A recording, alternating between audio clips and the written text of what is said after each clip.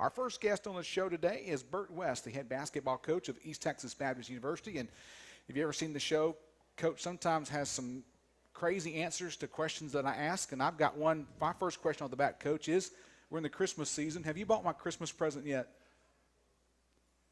No. Okay, that's all I need.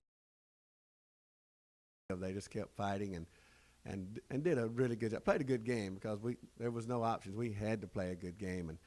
And then the girls were all supportive. The Lady Tigers wanted a victory line for us to run through after we did our handshaking line with Soil Ross, and it was that was fun. And so I went swerving through there with, I had my bag in one hand and jacket, and was kind of trying to high five everyone. So it looked like I was dancing. I wasn't dancing. I was swerving, using just a high five to everyone. So then I realized when I got through the line, it was being videoed. So I made it to the hallway before the dressing room, and I heard this terrible commotion of row, row, row, row, and I knew exactly what it was, and it's been a long time since I'd seen one. So I raced into the dressing room and opened the door and peered in, and oh, that's just the best feeling in the world to watch your kids celebrate a regular season title. That was good. All right, Coach, I'm glad you clarified that you weren't dancing, because that's something we probably don't want to see.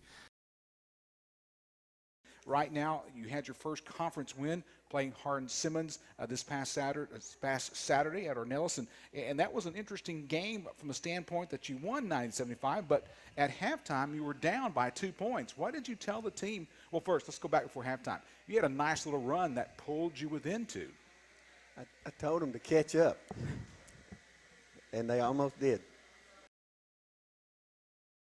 Of course, the Tigers get the ring today, but you made a special point to get everybody up there and have them hold that box, and you just said, wait a minute, we're going to open them all together, and you wanted to see the expressions on their face. So kind of explain to our listeners, what did you see when your team opened up and received their championship rings from last season? Well, let's give credit where credit is due first. Coach Shirley, I was asking her some different things because they've had 2 or 3 ring ceremonies, and she had advised me that I really would want to see their faces, and she was so right. And so that was, what was your question? Well, explain to me what you saw when you opened the. I mean, who did you? Yeah. When they opened their box up and saw the rings, what was the expressions on their face? I was there.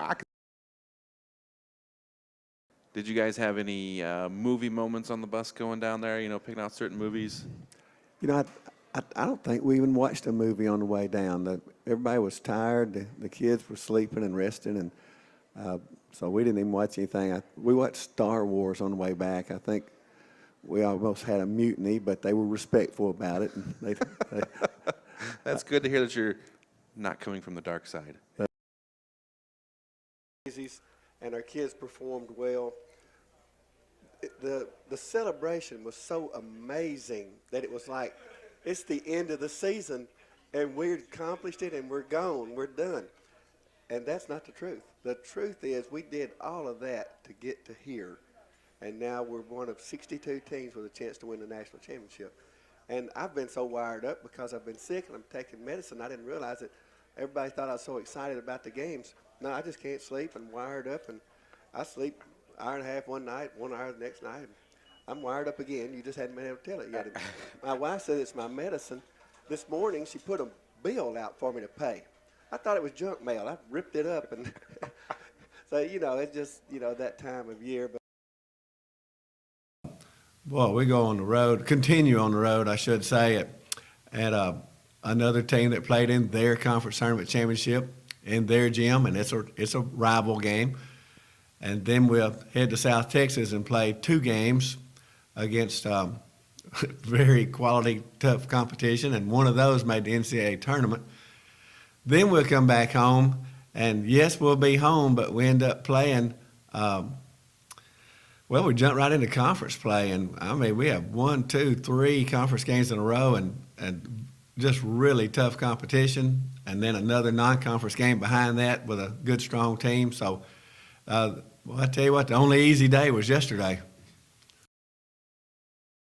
Of course, if you follow American Southwest Conference NCAA Division III basketball, anybody can beat anybody on a given night. It's tough to win on the road. And Coach, what excites you about the 2015-2016 season? I think 5 guys, when we stop at 5 guys and on those nights when it's been a long day and it's pretty special and we can say, hey, you get 2 burgers tonight, that excites my players, and whatever excites them excites me. All right, Coach. It's been great talking to you. He told me before he was going to talk about food today. Coach, your jacket there is a little wet. Can you tell us a little bit what happened with that jacket? Well, evidently our guys watch TV. And when the pros win a championship, they have champagne. When we win a championship, we have grape juice. And I have grape juice on the back of my head. So there may be a little extra running Monday for that.